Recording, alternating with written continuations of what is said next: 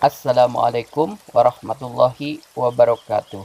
Tepang deui sareng paparman dina pangajaran bahasa Sunda di kelas 5. Ayeuna urang belajar ngeunaan maca karangan eksposisi. Tujuan pangajaran dinten ayeuna nyaeta kahiji maca teks eksposisi pikeun maham eusina, kadua nyaritakeun. Maca karangan eksposisi anu judulna Kalua Ciwidey. Dina kahirupan masyarakat aya rupa-rupa kadaharan anu khas. Disebut khas lantaran teu kapanggih di tempat sejen.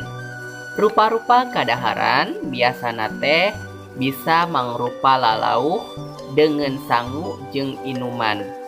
Munculna rupa-rupa kadaharan teh jabat ti sawang tina cara didaharna, gunana bisa oge tina bahan dijieuna. Aya kadaharan sapopoe, aya kadaharan anu khusus sok dipake dina upacara adat. Di antara kadaharan anu sakitu lobana aya anu disebut kalua. Naha disebut kalua lantaran mangrupa amis-amis tina bubuahan. Jeung sajabana ti eta nu digodog ku cigula nepi bisa dililakeun, boh baseuh boh dituhurkeun. Nu sok nyieun kalua teh di wewengkon di Ciwidey, Bandung. Aya 3 kalua nyaeta kalua jeruk, kalua gedang, jeung kalua suuk. Kahiji kalua jeruk. Disebut kalua jeruk lantaran bahan bakuna tina cangkang jeruk bali anu jeruk jambang atawa jeruk jambang. Bahan-bahan sejena nyaeta cai apu sepah, gula beureum atawa gula bodas. Ari cara nyieunna mah kieu. Kulit jeruk nu hejona mah dipiceun nepi ka tempo dagingna bodas. Tuluy diberesihan jeung dikeueum dina cai apu sepah. Geus nyerep cai apuna, tuluy digodog make cai gula beureum atawa gula bodas nepi ka caina saat. Geus kitu dituuskeun jeung dipoe.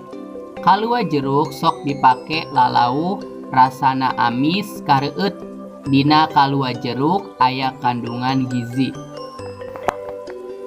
Anu kadua kalua gedang.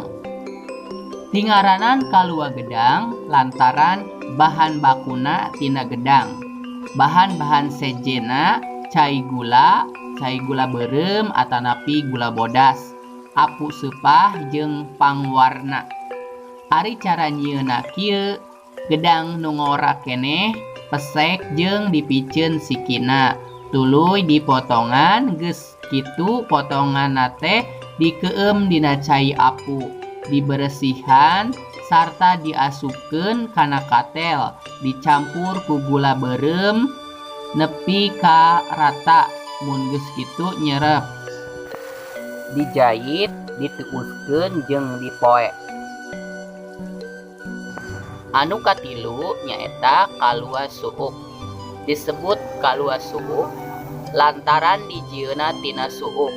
Bahan-bahan sejena nyaeta cai jeung gula. Cara nyieunna kieu, suuk disangrai, dipiceunan kulitna. Geus bersih diasupkeun kana godogan gula beureum atawa gula bodas. Lamun geus kentel, tuluy dicitak, wanguna buleud sarta antepkeun sinah ngabata. Kalua suuk ilaharna dipake lalauh atawa disuguhkeun ka semah jeung citeh atawa cikopi. Lamun dijadikeun home industri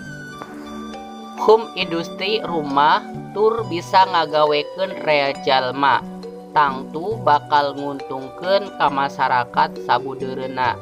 Kalua teh kaasup kadaharan anu sok dijadikeun lalauh atawa opieun atanapi cemilan.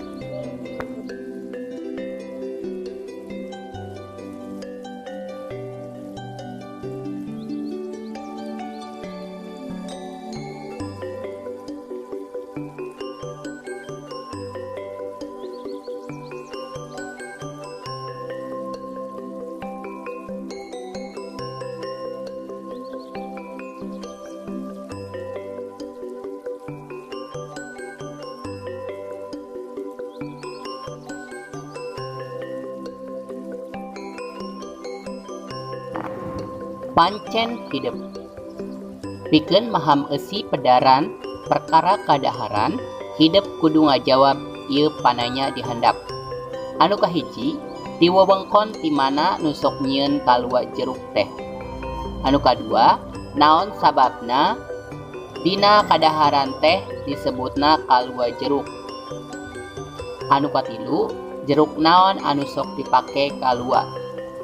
Anu kaopat, naon bedana kalua jeruk jeung kalua gedang.